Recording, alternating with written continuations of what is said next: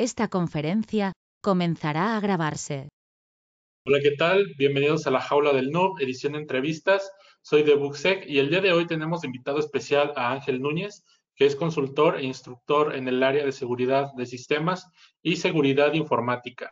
Es editor en seguridadjabalí.com y Microsoft MVP y MCT Infrastructure and Cloud Architect. Es un verdadero honor tenerte en esta nueva entrevista y para nuestra audiencia, gracias a nuestros patrocinadores Cyber Hunter Academy, ingresando el código La Jaula OSINT tendrán un 10% de descuento en el curso de OSINT para principiantes. No se lo pueden perder. Bienvenido, Ángel. Hola, un placer estar aquí con vosotros. Encantado de participar. Y primeramente quisiera preguntarte cómo fue el comienzo de tu pasión por el mundo de la informática y después tu paso al área de seguridad de sistemas y seguridad informática.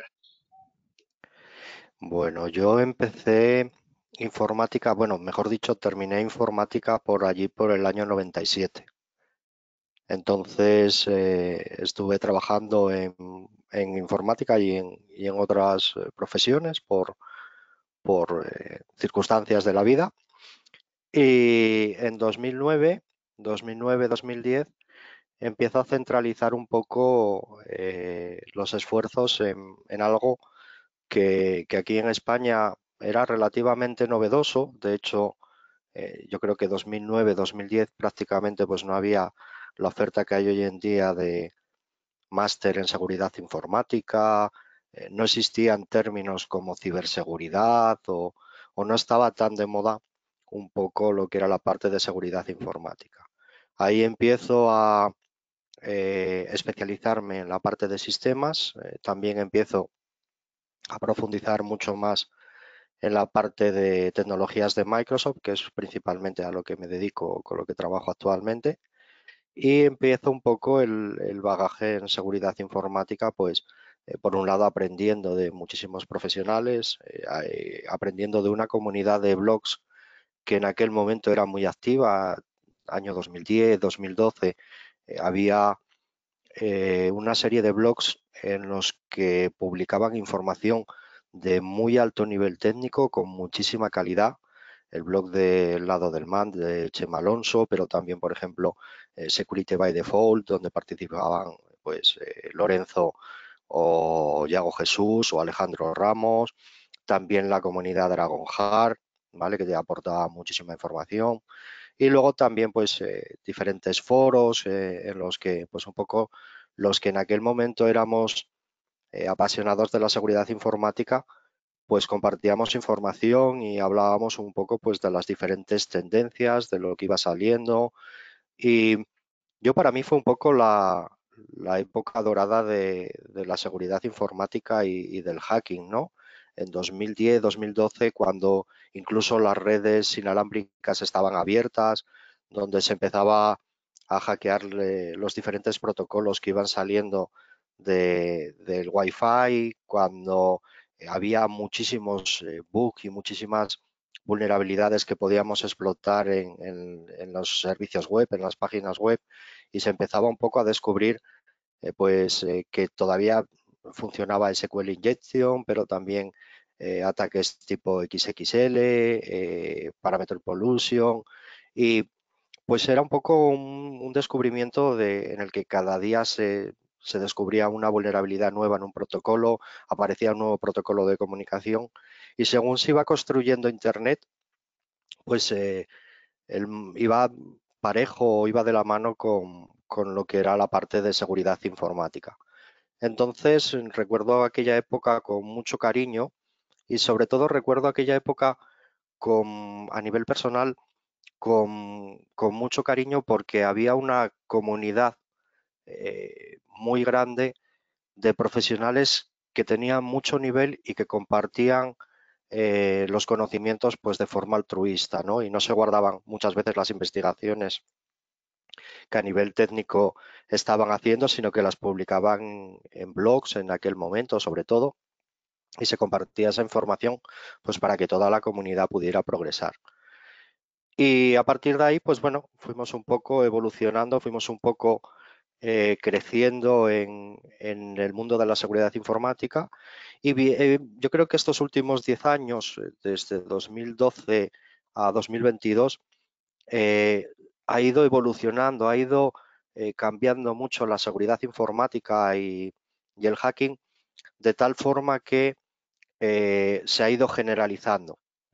Ahora todo el mundo tiene conocimientos en seguridad informática, todo el mundo entiende un poco más lo que son los riesgos asociados a la comunicación, y yo creo que Internet y las tecnologías relacionadas con las telecomunicaciones pues están mucho más extendidas, porque hoy no nos podemos imaginar prácticamente la sociedad sin esta conectividad de todo tipo, ¿no? Todo el mundo ahora, independientemente de la profesión a la que se dedique, está conectado a Internet en su vida personal, en su vida social, en su vida laboral, y yo creo que ahora mismo nadie se imagina, casi en ninguna parte del mundo, el desconectarse de la red y el realizar una actividad pues al margen de una tecnología que tenga que ver con las telecomunicaciones.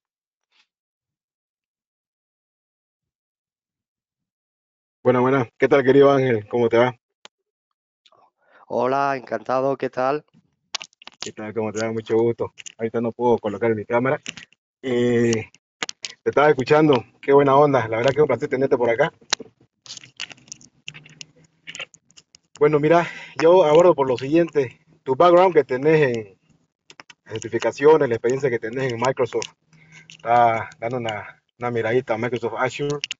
Eh, ¿Puedes comentarnos un poquito sobre el tema de, mira, por ejemplo, ahorita que Microsoft está como se dice, está liderando el tema de lo que es Community Services, que la verdad que está súper genial eso. He estado probando una de su modelo de aprendizaje automatizado y que es, bueno, el supervisado, que es uno de los que más me gustó, la verdad. ¿Puedes comentarnos un poquito sobre ello? ¿Cómo es tu experiencia en este temita del Pues, Quality Services en Azure? disculpa, es que no te entendí bien. Perdón, si nos podías comentar un poco sobre tu experiencia con Azure y con Sí, Microsoft, la evolución que ha tenido, ¿no? Porque yo sé que estás desde hace bastante tiempo. De hecho, el libro que has escrito me parece genial. Y por eso quería saber cómo ha sido la evolución, si nos puedes comentar un poco sobre de dónde vos, desde el comienzo que vos estás hasta ahora, ¿no? Que estamos ya con el Quality Services, que es básicamente los reconocimientos, ¿no? Faciales, reconocimiento de imágenes, sobre todo la que ya llevaba la paridad humana, ¿no? Que estaba súper interesante esto, si puedes comentarnos un poco, por favor.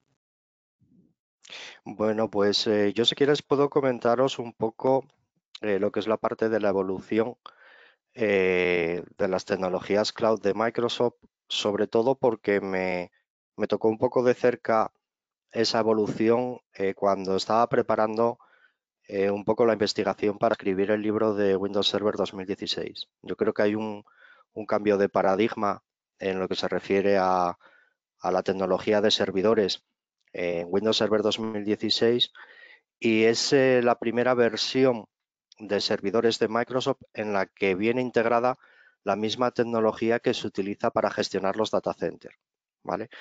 Todo lo que es la nube de Microsoft está basada en la misma tecnología que tenemos disponible en Windows Server 2016 a través de virtualización, y todos los problemas con los que nosotros nos encontraríamos si tuviéramos la gestión de un data center, pues vamos a tener las soluciones, o vamos a tener los protocolos que podemos habilitar dentro de Windows Server 2016 y versiones posteriores. Cuando yo creo que por esa fecha, cuando empezaron un poco las certificaciones de Microsoft Azure, y cuando empezó un poco la gente, por lo menos aquí en España, me imagino que en Estados Unidos pues irían un poco más adelantados, pero aquí en España, quizás en 2016, 2017, se empezaba a poner el foco en la parte de la nube, pero realmente yo, a nivel laboral o a nivel profesional, no encontré en ese momento mucha demanda de las empresas, en el sentido de que quisieran evolucionar hacia la nube, en el sentido de que quisieran eh, pasar sus servicios a lo que sería la parte cloud, bien de Microsoft o de otros proveedores, ¿no? Yo me encuentro que hay otro boom o otra migración masiva, yo creo que a partir de 2019-2020, donde ahí sí todas las empresas quieren subirse a la nube y es cuando nosotros empezamos a ver muchos procesos de migración y nos vamos a encontrar principalmente pues como con tres tipos de escenarios, ¿no? Nos encontramos con el escenario de las empresas nuevas, sobre todo cuando son pequeñas empresas en las que tú ya planificas en muchos casos que la parte de infraestructura tenga la responsabilidad en la parte de la nube, con lo cual pues tanto a nivel de seguridad como de administración delegas una parte importante de esa responsabilidad contra Microsoft. Luego tienes otras empresas que no necesariamente tienen que subir a la nube todos sus activos, pero sí que les interesa tener una serie de servicios o de aplicaciones en la nube, con lo cual lo que hacen es ir desarrollando nuevos productos integrados con lo que tienen en las instalaciones, pero que estarían alojados en la nube. Y luego nos encontramos con quizás los entornos más complejos, que son los entornos propiamente híbridos, ¿vale? En los que yo tengo una infraestructura compleja, donde tengo pues diferentes elementos, controladores de dominio, servicios de aplicaciones. Ya hablamos de generalmente empresas grandes y este tipo de empresas sí que hacen una planificación para ir subiendo progresivamente tanto máquinas virtuales como aplicaciones como servicios a la nube. En este tipo de entornos sí que nos encontramos con estructuras muy complejas donde tenemos pues controladores de dominio pues a lo mejor que están on-premise, que luego a su vez replican contra otros controladores de dominio que están como máquinas virtuales en cloud y luego nos encontramos con que tenemos que hibridar mediante Federation Service y otro tipo de servicios federados, pues esa integración porque nos encontramos con que tenemos identidades en Azure AD o en Microsoft 365, tenemos identidades en Active Directory, entonces, bueno, pues hay que hacer una gestión correcta y centralizada pues de todos esos recursos para que los procesos de autenticación, de sincronización y de administración de todos esos servicios sean correctos. Yo creo que es el futuro, inequívocamente todo va a pasar por la nube y la nube ha ido cambiando a una velocidad vertiginosa constantemente el tipo de servicios, aplicaciones, incluso los planteamientos o las estructuras lógicas o las planificaciones, la recomendación sobre ciertas planificaciones han ido evolucionando un poco adaptándose a las necesidades del cliente, a los nuevos entornos y nos encontramos un poco con que yo creo que tendríamos tres focos principales ahora en la nube de Microsoft, en Microsoft Azure o en cualquier otra nube, que yo creo que son todo lo que se refiere a la parte de IoT, ¿vale? Toda la cantidad de dispositivos o elementos que van a estar conectados con la red o que van a estar conectados con la nube. Eso es uno de los tres elementos principales del tridente de estas nuevas tecnologías. Dentro de ese elemento también agruparía la recopilación de datos, no solo de IoT, sino de cualquier aplicación, de cualquier servicio que nosotros tengamos. Luego tenemos otro foco fundamental relacionado directamente con esta recopilación de datos y con el IoT, que sería los Cognitive Service, todo lo que es inteligencia artificial, todo lo que es maneras de automatizar procesos, de automatizar servicios. Microsoft Azure tiene una infraestructura muy madura en todo lo que se refiere tanto a la parte de recopilaciones masivas de datos con elementos que son capaces de hacer una ingesta y un análisis de datos en cantidades que la gente en muchos casos no se imagina. Y luego el tercer elemento de este tridente, que quizás no sea el que en un principio parece el mejor modelo de negocio, porque creo que el dinero o el modelo de negocio en muchos casos se piensa en la adquisición de datos y el análisis de esos datos, pero el tercer elemento es la seguridad, ¿vale? La seguridad va a ser un enclave principal en todo este nuevo entorno de recopilación, análisis y servicios de inteligencia artificial. y vamos a ver que a lo largo del tiempo, según vaya evolucionando todos estos servicios y según vaya evolucionando la nube, creo que la seguridad informática va a ser cada vez mucho más importante, porque en el momento que falle esa pata de este tridente, automáticamente va a haber una pérdida de prestigio, va a haber una pérdida de datos, va a haber una serie de inconvenientes que pueden ser muy graves. Y, y entonces creo que según se vaya apostando más por la parte de seguridad dentro de la nube de Microsoft o de cualquier otra nube, pues se van a generar nuevos modelos de negocio.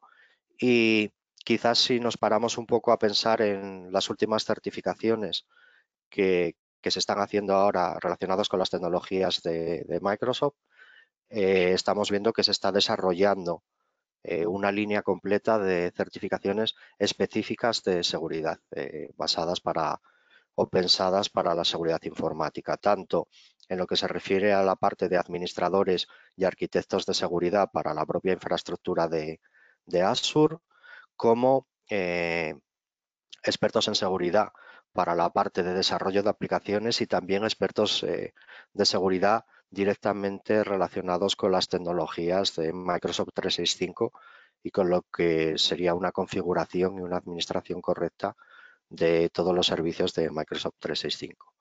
Entonces, yo creo que el foco ahora mismo en la seguridad informática cada día que pasa es mucho más importante y creo que hay mucho futuro.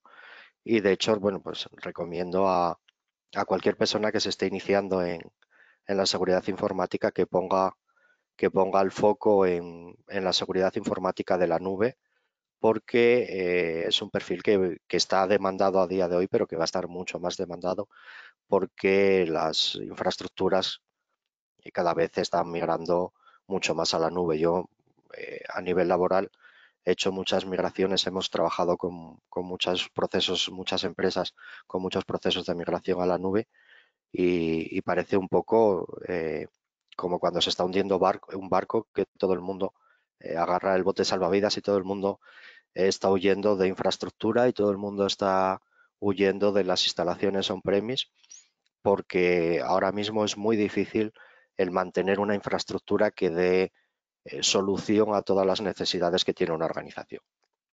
No es como antes, que muchos trabajadores de una empresa no necesitaban un equipo informático, muchos trabajadores de una empresa no necesitaban conectarse de forma remota o no necesitaban conectarse con ciertos servicios, y eso hoy en día no existe. Hoy en casi cualquier negocio vas a realizar tu actividad con una conexión a un sistema informático por uno u otro motivo, y en muchas empresas, en muchas organizaciones, necesitamos conectarnos de forma remota, que se conecte cuando una persona tiene que estar en su casa o tiene una reunión con un cliente o cuando está en un hotel por motivos de un viaje laboral, y entonces tiene que acceder a una serie de servidores, a una serie de servicios, a una serie de, de datos y de aplicaciones, y esto es muy difícil ofrecerlo a través de instalaciones que nosotros tengamos on-premise.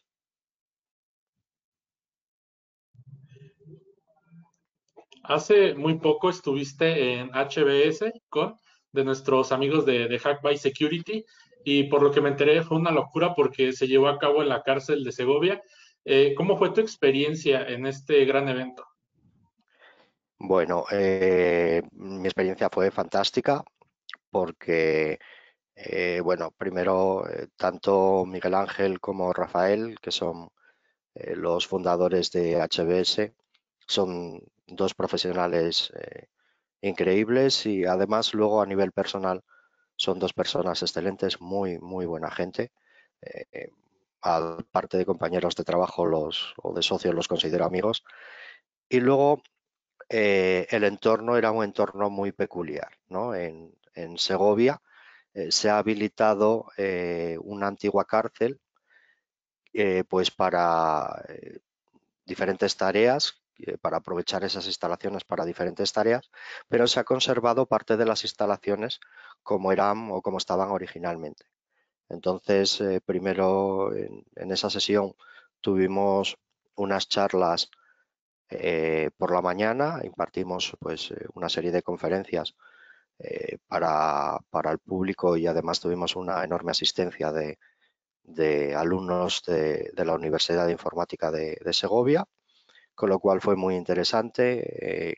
Compartimos ponencias con Pablo González, con XX Alemán, Andrés, con Rafa de Hive Security. Y luego por la tarde se organizó un escape room dentro de las instalaciones de la propia cárcel. Y la verdad que fue un evento pues muy divertido, un evento muy cercano porque además se propició el poder interactuar todos y el poder que los asistentes a la conferencia pues pudieran acercarse a los que estábamos como ponentes, compartir un café, poder charlar, conocernos, aclarar dudas. Y la verdad que, bueno, disfrutamos mucho de ese evento. A mí me gusta generalmente ese tipo de eventos cercanos en los que todos pues podemos hablar y compartir anécdotas, conocimientos y experiencias, porque al final, aunque en un momento determinado, pues un día uno esté dando una conferencia o impartiendo una charla, pues otro día puedes ir de ponente y otro día puedes ir de oyente pues a una charla de cualquier compañero o de cualquier alumno, como me ha pasado en mi caso. Yo imparto también mucha formación, hace muchos años que imparto formación y no hace mucho tiempo tuvimos una conferencia de seguridad informática aquí en mi provincia, en Asturias, que se llama Asturcon, y uno de los ponentes pues era un antiguo alumno mío, igual que pues yo después he impartido charlas donde gente que en un momento determinado han sido profesores, tutores o mentores míos, pues han ido de público a escuchar pues lo que yo tenía que contar. Y me gusta eso, esa experiencia cercana donde al final pues todos somos compañeros y formamos un poco parte de una comunidad donde lo que se trata es de compartir conocimiento, experiencias y bueno, pues reírnos un poco también, ¿no? De vez en cuando y conocer gente que además aparte mi experiencia en lo que se refiere a la parte de conocer gente en el mundo de la seguridad informática y el hacking, en el 99,99% de los casos ha sido muy positiva. Creo que casi todo el mundo que he conocido me ha caído bien, casi todo el mundo que he conocido no tenía otro interés más que compartir información y pasar un buen momento, un buen rato con otros compañeros que nos apasiona pues lo mismo. Y la verdad que las experiencias pues en este tipo de eventos, en mi caso por lo menos, siempre han sido muy positivas. Genial, la verdad que genial, porque justamente, como decía mi compañero antecesor, esa experiencia de haber sido genial. Yo creo que es importante también destacar que lo que acaba de comentar, a manera de hacer eco, es el tema del network, ¿no? El tema de las relaciones, porque una cosa es como acaba de mencionar, a veces te toca ser el alumno, a veces te toca ser el mentor, pero al final de cuentas, lo que estás haciendo es compartiendo, compartir conocimiento que lo importante acá es más que todo que compartir, es la comunidad, ¿no? O sea, el tema de querer ayudar, porque a veces, si te pones a pensar, si nos vemos como competencia, porque todos los días, mientras dormimos, alguien está creando algo, o mientras alguien está creando algo, nosotros estamos solucionando otra cosa, pero al final de cuentas, es como conversamos una vez, lo importante aquí es compartir y sobre todo dejar de pensar en este tema de lo que yo lo veo un poco, creo que es lo que nos complica a los seres humanos, es como la competitividad, pero a un nivel creo que uno se vuelve egoísta, ¿no? Y en ese sentido, la verdad que yo no lo comparto, pero en esta oportunidad que he tenido con las hablas que hemos tenido, los invitados como tu persona, la verdad que todo lo que nos comparten, los tips que nos dan, las experiencias, lo genial que es, la verdad que es algo, para mí tengo una gratitud muy grande, la verdad. Y yo valoro mucho a las personas que, a pesar de, no importa el cargo ejecutivo, no importa cómo comenzaron o dónde están, al final de cuentas se dan cuenta que el camino es largo, que necesitamos más personas y lo que nos hace mejor es el tema de la, que siempre lo digo, la capacidad de asombro, de no dejar de preguntarse, cuestionarse y seguir investigando, ¿no? Porque ahora yo quería abordarte el tema de cuáles son tus hobbies, tu pasión y demás, pero yo ahorita armando los hilos, todos dicen lo mismo, todos decimos lo mismo, todos queremos compartir, todos queremos investigar, ayudar, ir un paso más adelante, pero el tema también está de que al mismo tiempo que nosotros hacemos esto, y aquí es donde te quiero abordar, si me permitís, como sabemos que la tecnología está avanzando de una manera, la verdad que el tema de la pandemia nos ayudó, ¿no? Bastante a impulsar algunas empresas, como también profesionales, ¿no? La área de seguridad obviamente también explotó, algunos se vieron obligados, ¿no? Al tema del teletrabajo. Pero al mismo tiempo que estamos en este contexto, también existen varios riesgos, ¿no? Y básicamente, no tanto en el riesgo de la seguridad de la información, sino en el riesgo porque existe al mismo tiempo que personas que queremos asegurar, que queremos dar protección, también existen colegas que también intentan romper cosas, ¿no? Pero no desde el punto de vista de romper cosas para después luego protegerlas, ¿no? Porque a uno simplemente lo hace por, yo creo que falta muchas cosas ahí, ¿no? Más allá de lo que es el tema de principios y valores, porque creo que entender mal el contexto de querer lo fácil tiene un precio muy alto, ¿no? Y yo te consulto, vos personalmente, ¿qué pensás de la humanidad ahorita? Mira esta pregunta que te quiero hacer. ¿Cómo está el ser De la humano? ¿Cómo está humanidad. abordando este tema? ¿Cómo está abordando este tema de la tecnología, la información, edge computing, web 3.0, metaverso, todo lo que se viene, ¿te das cuenta? Entonces, y lo que ya estamos, porque no es futuro, es presente, esto ya es presente. Pero las personas, ¿cómo lo estamos abordando después de la pandemia y demás? ¿Qué has sentido vos? ¿Has sentido algún cambio positivo o negativo en tu entorno o donde vos participás, por ejemplo?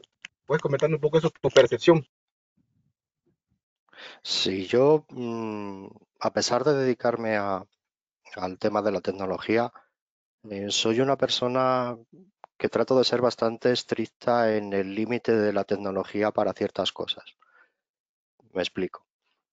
Eh, por la generación de la que yo vengo y por el entorno del que yo vengo, yo tengo 50 años y vengo de unos antecedentes personales y familiares de una familia muy humilde, donde mis abuelos, y mis tíos, los hermanos de mis abuelos, de mis padres, son familias muy humildes, donde tenían pequeñas explotaciones ganaderas, gente de campo, gente con los principios y las ideas muy claras, ¿no? Y donde es bastante difícil vender humo porque tienen esos principios y esas raíces suficientemente afianzadas como para tener claras ciertas cosas, ¿no? ¿Qué es lo importante? Lo importante pues es la familia, lo importante es tener un techo, un plato de comida y a partir de ahí discutimos de otras cosas, ¿no?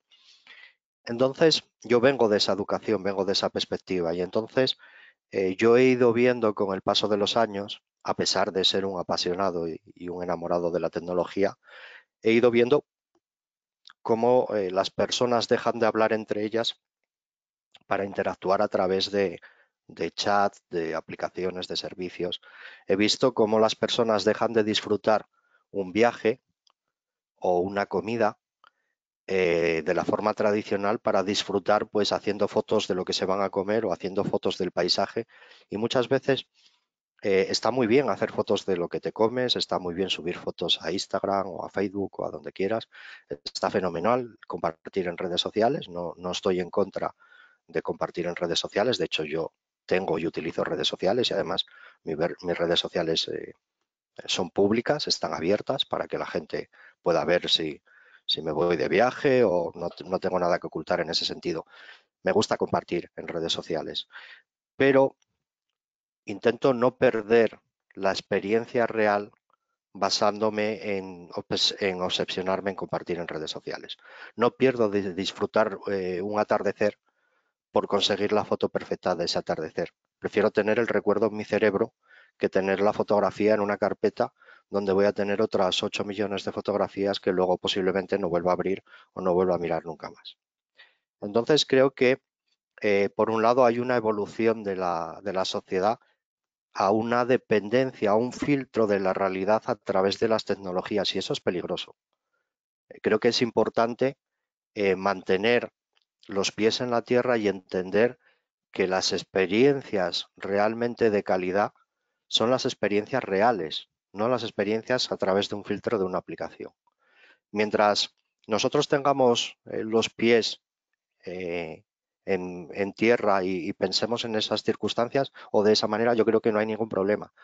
El problema es que nos estamos encontrando con que la gente empieza a entender que viajar es para subir a redes sociales, comer es para subir a redes sociales, eh, y tu vida empieza a girar en torno a esas redes sociales. Tengo que ir al gimnasio para estar bien, para salir bien en las fotos, tengo que ir al tatuador para tatuarme, para tener este tatuaje, para subir a redes sociales, porque este influencer o esta otra persona a la que yo admiro, pues está haciendo esto, está haciendo aquello y yo quiero seguir pues esa estela. Y nos estamos dando cuenta que muchas personas tratan de hacer eso, de seguir eso, y hay que tener en cuenta que esto pasa un poco con, con lo mismo que pasa con el fútbol. Hay mucha gente que quiere que su hijo sea futbolista, hay mucha gente que quiere que su hijo sea profesional del fútbol, pero al final en el Real Madrid va a haber 30 jugadores, en el Manchester United va a haber 30 jugadores. Quiero decir, no todo el mundo puede llegar a jugar una Champions League. Pues va a pasar lo mismo con los influencers, tanto de Instagram como de cualquier otra red social. Hay una serie de personas que van a llegar a ser influencers, que van a llegar a ser youtubers, que van a llegar a ser, me da igual la profesión, jugadores de videojuegos, me da igual la profesión de la que estemos hablando, pero va a haber un montón de personas que van a tratar de llegar a eso y no lo van a conseguir. Entonces hay que tener en cuenta que hay que tener un plan B.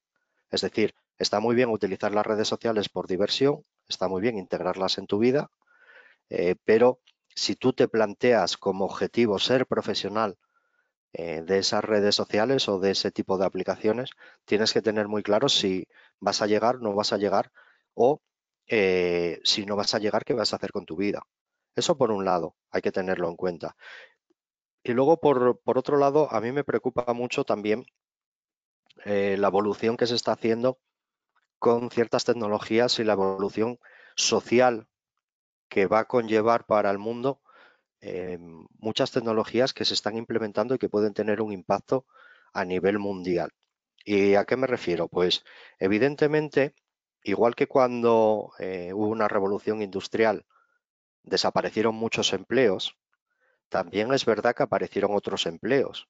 Es decir, la destrucción de empleos no es masiva, pero sí que es verdad que con todo lo que estamos hablando de recopilación de datos, machine learning, eh, todo lo que se está avanzando en robótica, etcétera, sí que es verdad que puede llegar un momento donde haya dos tipos de trabajos. Haya unos trabajos que estén muy bien remunerados porque van a estar muy demandados, que generalmente van a ser trabajos que van a estar, desde mi punto de vista, o en la parte ejecutiva, en la parte de toma de decisiones de las organizaciones, de las empresas, y quizás lo que sea más difícil de imitar sea todo lo que tiene que ver con la parte artística o con la parte social. Es decir, es mucho más difícil sustituir a un cantante o sustituir a un músico o sustituir a un actor, porque eso siempre nos va a llegar desde otro punto de vista. Entonces, quizás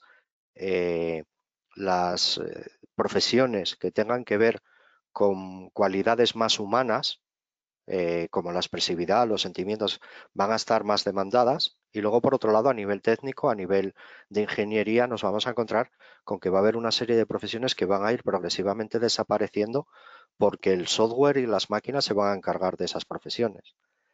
Y podemos encontrarnos con que en ese tipo de escenarios a lo mejor no nos gusta la parte que nos toca. Es decir, yo creo que puede haber un momento donde el empleo sea un bien escaso y si eso no se regula o no se equilibra de una forma social, pues vamos a tener realmente mucha infelicidad en el mundo y muchas personas que lo van a pasar muy mal.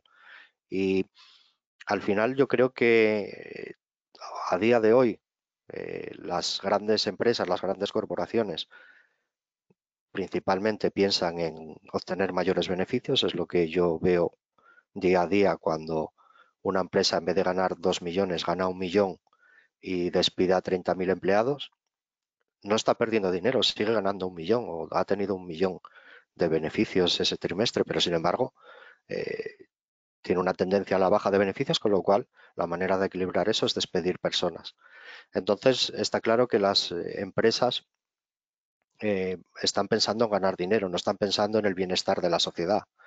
Y por otro lado nos vamos a encontrar con que cada vez hay una centralización del capital, de tal forma que cada vez las empresas que tienen mucho capital, cada vez tienen mucho más capital.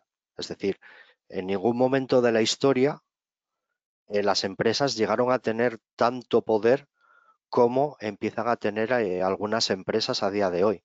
De hecho, hay empresas que tienen mucho más poder que muchos países, no que un país. Tienen mucho más poder que muchos países. Y esto es peligroso.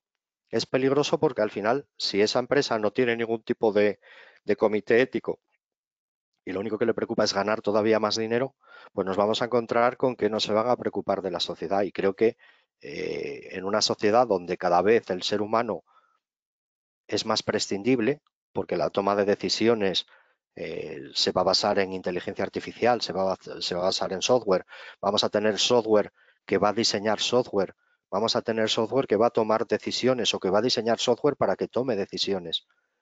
Entonces, en todo ese sentido, nos vamos a encontrar con que muchas profesiones de muchos profesionales que hoy piensan que su profesión es indispensable, en 5 o 10 años puede que su profesión no exista. Entonces, eso es un problema. ¿Qué me preocupa de este futuro?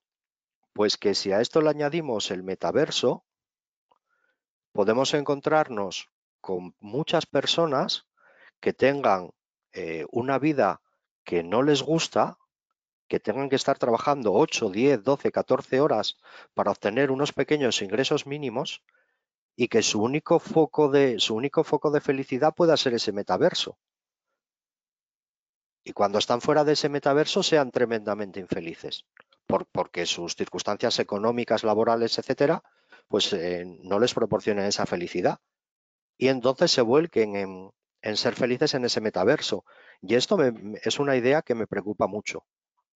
Creo que en ese sentido, si no hacemos las cosas bien a día de hoy y no empezamos a hacer organizaciones que exijan a los gobiernos que se juegue dentro de unas reglas con todo lo que se está desarrollando, nos podemos encontrar con realidades futuristas que no nos van a gustar nada, ¿vale? Entonces, todos estos mundos que vemos muchas veces en las películas de cyberpunk o que vemos en las películas futuristas o las películas incluso de Star Wars, ¿vale?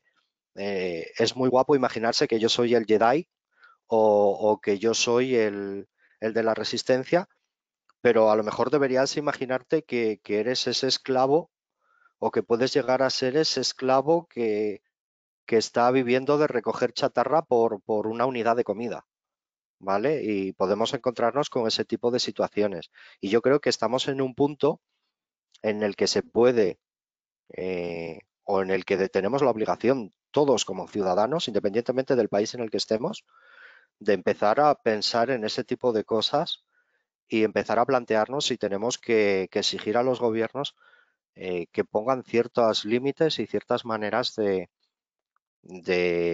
interactuar con la tecnología y con las empresas, y ya que los datos son nuestros y ya que el principal activo de todo ese negocio son los datos y el principal activo de ese negocio somos nosotros, pues que nosotros tengamos también capacidad de decisión, porque yo creo que es justo creo que sería lo justo y lo que corresponde, ¿vale? Entonces nos estamos dando cuenta, o yo estoy viendo muchas veces a la hora de interactuar con las empresas y con la tecnología, que realmente nadie se está preocupando de eso. Hay una enorme recopilación de datos de todos los usuarios, se está monetizando de una forma increíble toda esa recopilación de datos y parece ser que aquí nadie tiene ningún tipo de responsabilidad respecto a eso. ¿vale? Entonces, en ese sentido, aún siendo un apasionado de la tecnología, la verdad es que me preocupa bastante. Es que ese tema que has tocado, la verdad que, perdón que te interrumpa, justamente, mira, sin querer, llegaste al punto, porque básicamente lo que acabas de mencionar, de que no vemos que hay empresas que son más poderosas que un país. De hecho, sí, es correcto. Y eso preocupa bastante. Comparto totalmente tu opinión, por eso te planteé esta pregunta. Pero sabes que al mismo tiempo, tal cual lo mencionas, porque siempre nos muestran lo genial que puede ser la inteligencia artificial, el machine learning, etcétera, pero al mismo tiempo, sí, también muchos se preocupan conforme qué va a pasar conmigo, mi profesión, será que me van a reemplazar y demás. Yo creo que eso también se puede manejar de una manera bien controlada, ¿no? Cuando usas modelos de aprendizaje o inteligencia artificial que son supervisados y ponerle, como acabas de mencionar, ciertos límites, ¿no? Hasta aquí y no más allá, ¿no? El otro día estábamos planteando con otro invitado, digamos, ¿no? Hicimos una hipótesis de que qué pasaría si nos quedamos sin internet, qué pasaría si IA agarra y toma control total y piensa que el ser humano de alguna manera es autodestructivo y no le hace bien al planeta, entonces por ende hay que terminarlo. O sea, nos fuimos a extremos, pero con simple ejemplo, que no escaparía de una realidad, si querés llamarlo ficción o no, pero para mí honestamente, siempre y cuando sepamos hacer bien las cosas, sepamos de alguna manera tener control sobre lo que estamos creando, ¿no? Y sobre todo hacerlo de una manera supervisada y con cierto límite, yo creo que ayudaría. Por ejemplo, en el tema de medicina, hay herramientas en las cuales se ha hecho pruebas donde pueden haber reconocimientos de imágenes para estudios patológicos, por ejemplo, con mayor precisión, ¿no? Y de una manera más rápida que muchos, que no quiero decir que médicos, sino simplemente hay una variabilidad de datos donde el sistema de una manera te puede dar un porcentaje mayor para hacer un tratamiento, qué sé yo, ¿no? Para llegar a un diagnóstico. Ahora, eso es bueno para agilizar, ¿no? Para ayudar al médico en la área de la medicina, que hay muchos aspectos donde se pueden ayudar, ¿no? Pero al mismo tiempo, siempre supervisado y demás, me parece genial. Y así el médico la medicina, pues, de alguna manera pueden, me parecería genial, de esa manera los ayuda a acercarse más a sus pacientes, ¿no? Porque a veces, imagínate este contexto, un médico que está de turno un martes a las 5 de la mañana, donde no ha dormido 2 días, ¿no es cierto? O estás en medias pandemias. Mira lo que le ha pasado mucho. Ayer en España le ha pasado bien duro. Date cuenta, entonces, en ese contexto, que no tenés ya la capacidad, tu mente, tu cuerpo, no hay fuerza, ¿no? Y de alguna manera llega un paciente donde no sabes su historial, donde no tenés idea de nada de él. Poder ayudarlo se te hace un poco difícil, ¿no? Y yo sé que la batallan mucho los médicos. La verdad es que no tenía mi atención, yo te lo digo personalmente. Pero sí, ahora he visto lo problemático que ha sido y la verdad que son unos héroes increíbles que han dejado muchas cosas de lado. Pero sí, y por ese lado sí me interesa bastante y me parece genial poder ayudarlos de una manera automatizando ciertos procesos que a ellos les van a ayudar bastante, ¿no? No que lo vean como una amenaza. De hecho, allá en IBM se está trabajando en unos modelos muy interesantes que me pareció la verdad genial y son unos españoles que lo están haciendo de maravilla. Entre ellos hay una, no recuerdo los nombres, la verdad, para qué obviamente, pero sí me pareció genial lo que están haciendo y la idea es esa, ¿no? El objetivo de ellos justamente es ayudar a la medicina con tecnología, no para reemplazarlo, sino para que haya más la información, como acabas de mencionar, el Big Data, ¿no? Básicamente, toda esta información, ¿dónde se está yendo? Ok, entendemos eso. ¿Quién es dueño de esa información? ¿A dónde se va? ¿Qué hacen con esa información? Totalmente de acuerdo ahí con vos, ¿no? Que tiene que haber un control, sobre todo más allá de las empresas a niveles de gobierno, ¿no? Pero también usar la información para poder ayudar, porque date cuenta, tener acceso a una base de datos, historial médico de tu paciente, o sea, es difícil, al menos aquí en Latinoamérica es muy difícil, ¿no? Siempre existe una manera, ¿no? Pero igual no, lo veo un poco complicado, ¿no? Porque al final de cuentas siempre uno desconfía de todo el mundo, ¿no? Y por eso te planteé la pregunta del tema del ser humano, cómo está, y como acabas de mencionar, es correcto, ¿no? El tema de los influencers y demás, me parece genial, los que crean contenido que es de alguna manera nos ayuda, ¿no? Pero al mismo tiempo también vemos que hay un norte que no va, digamos, ¿no? De algunos influencers. Pero yo el otro día estaba comentando sobre YouTuber que no me parecía lo que hacían, pero no quise generalizar, simplemente digo los que crean contenido basura.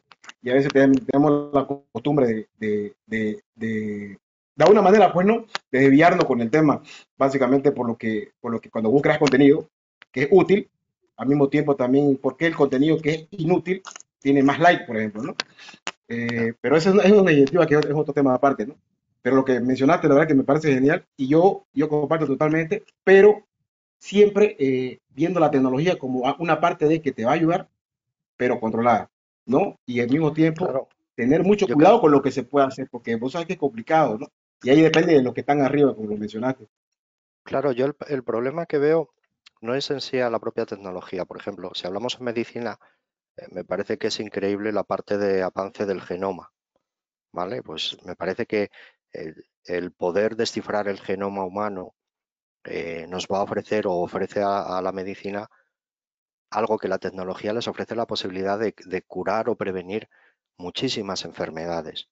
Qué fantástico sería que si tú genéticamente estás destinado o tienes un porcentaje de un 40 o un 80% de probabilidades de desarrollar un cáncer a lo largo de tu vida, se pueda detectar esto y se pueda prevenir para que tú no sufras esa enfermedad.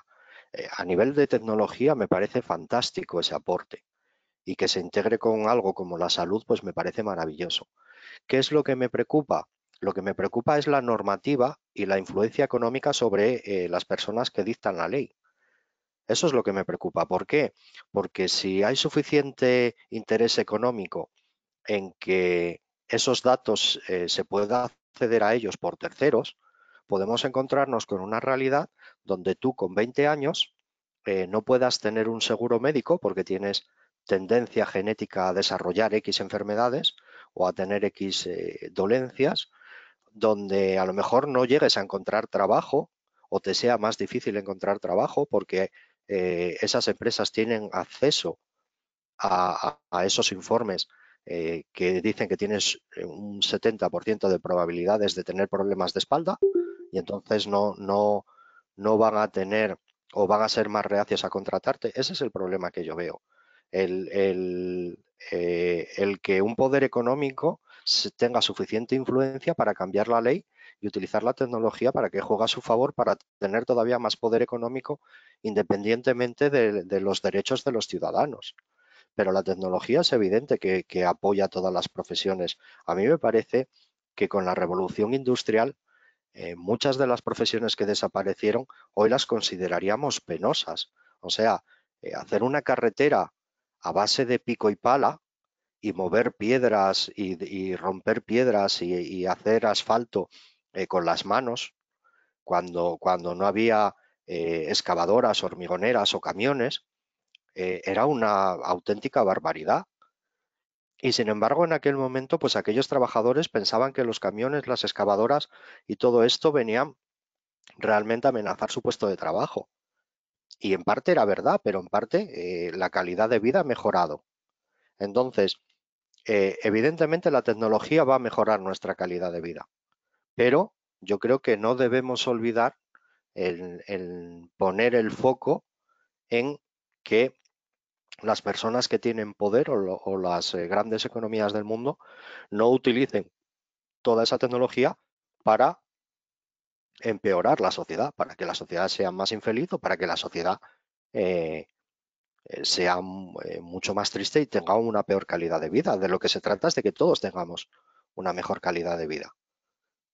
Entonces yo lo que estoy viendo un poco es con la evolución de la tecnología, con la evolución de muchas tecnologías que tenemos hoy en día, la informática y las telecomunicaciones y otras tecnologías, pues que en muchos casos eso no se corresponde con una mejora de la calidad de vida o con una mejora de la forma de vida de la gente. Es un poco lo que me preocupa, ¿no? Entonces ves esa tendencia en la parte que me toca, pues en todo lo que yo estoy viendo de cómo se está desarrollando pues la nube, cómo las empresas están migrando a la nube y están utilizando o están apostando por todo ese tipo de tecnologías, pues en lo que menos están pensando en muchos casos es en la sociedad o en la felicidad de la gente. Lo que están pensando es exclusivamente en muchos casos en un beneficio, en obtener procesos que sean mucho más rápidos, procesos que sean mucho más eficientes, con menos participación humana y que ese modelo de negocio pues sea mucho más rentable. Si acostumbramos a toda la gente a que cuando hace algún tipo de interacción, en vez de hacer esa interacción con una persona, hace la interacción con un software, con una inteligencia artificial o hace esa interacción con un robot, con una máquina, esas personas no van a sentir ningún tipo de empatía por esa máquina ni por ese servicio, con lo cual les va a dar igual que ese servicio funcione bien, funcione mal, no va a estar remunerado porque no va a ser un servicio que esté remunerado, con lo cual no va a haber ninguna empatía. Si tú en un momento determinado a ti te atienden 5 camareros cuando vas a cenar y de esos 5 camareros 3 son robots y luego 4 son robots, pues al final cuando te atiendan 5 robots te va a dar igual. Y no vas a pararte a pensar si esos camareros han perdido su puesto de trabajo o ha desaparecido esa profesión. Entonces, ese tipo de interacciones en ciertas cosas a día de hoy todavía las exigimos. Es decir, en un momento determinado, cuando yo tengo un problema pues con el banco, o cuando yo tengo un problema con el coche, o cuando yo tengo un problema en algunos casos laboral, quiero interactuar con una persona. Exijo interactuar con una persona. ¿Qué va a pasar cuando todos esos procesos se vayan pasando a inteligencias artificiales? Pues al final no vas a tener esa exigencia. Entonces, ahí podemos tener una desventaja como ciudadanos, como personas.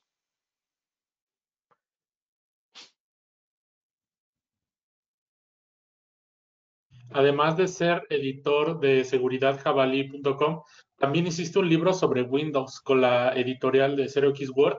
¿Podrías Sí. platicarnos cómo nació tu idea de sacar este libro? Bueno, en realidad no fue mi idea. En este caso fue la propia editorial, se pusieron en contacto conmigo y sabían que yo estaba especializado, trabajaba con tecnologías de Microsoft y me propusieron, ya había publicado, ya existía el libro de Sergio de los Santos, que es uno de los profesionales que yo más admiro en lo que se refiere a la parte de seguridad informática y conocimientos sobre tecnología de Windows. Existía un poco la parte del cliente y habían publicado un libro en 0x Word cuando todavía existía Informática 64, antes de que se convirtiera en 11pads y formara a pasar parte del holding de Telefónica. Pues en Informática 64 ya habían hecho un libro de Windows Server sobre Windows Server 2012. Y entonces cuando salió Windows Server 2016 se pusieron en contacto conmigo, en este caso a través de Pablo González, y me lo propusieron y la verdad que bueno, me pareció una manera muy interesante de, de aprender sobre todo, porque creo que cuando nosotros publicamos el libro de Windows Server 2016, se publicó a últimos del año 2016, creo, y era de los poquitos libros que había de Windows Server 2016 en español. De hecho, había incluso muy poca literatura de Windows Server en inglés. Yo tengo información o tengo acceso a información a través de Serendipity de Microsoft, porque nos facilita información para preparar los cursos, etcétera. Entonces, eh, había muy poca información sobre Windows Server 2016 y creo que lo que más disfruté de aquel libro fue el proceso de investigación y aprendizaje que yo tuve para poder escribir el libro.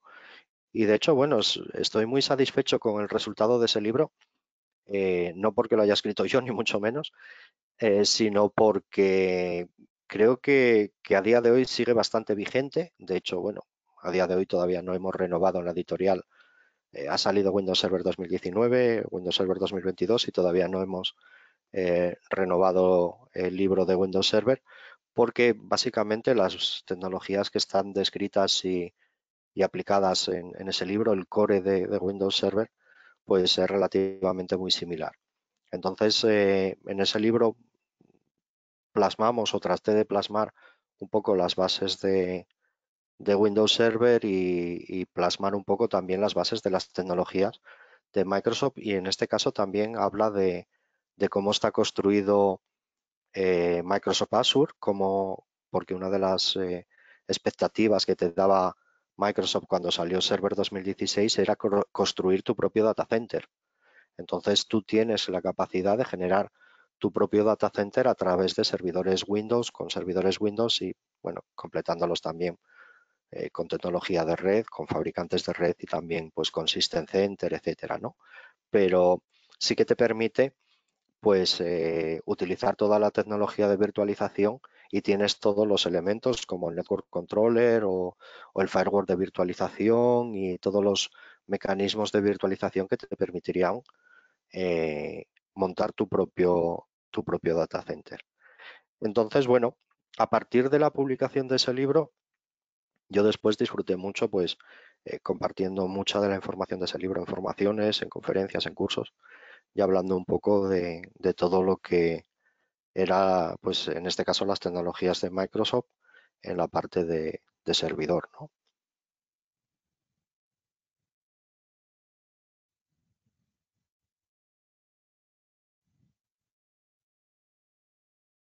En verdad, ha sido un placer y un honor tenerte en esta nueva entrevista, Ángel.